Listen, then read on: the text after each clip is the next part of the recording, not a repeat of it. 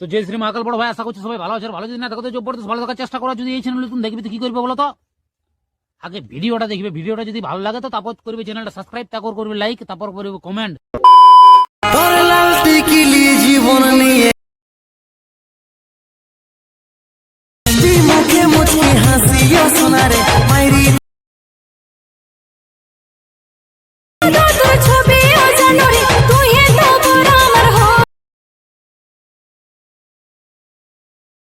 আমার আমার অঞ্জলি